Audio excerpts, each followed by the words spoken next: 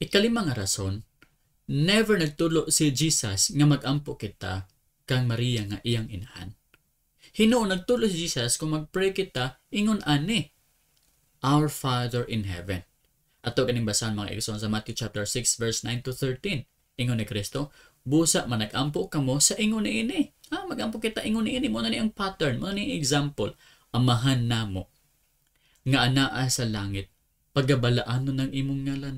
Umanhi ang imong gingharian, pagabuhaton ang imong kabubuton dinhi sa yuta, maingon man sa langit. Ihatag mo karon kanamo ang tinapay namo sa matag adlaw, ug pasayloon mo kami sa among mga utang, and so on and so forth. Our Father in Heaven, mo kana ang tudlo ni Jesus kung magpray kita.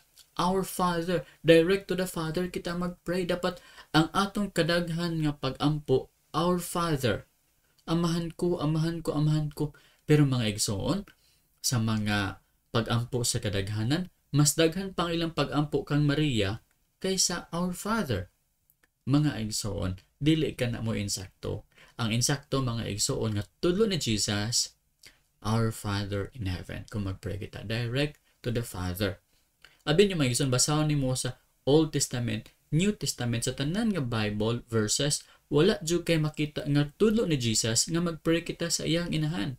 Bisan gani ang inahan ni Jesus, wala siya mag-ingon nga magpray mo sa ako.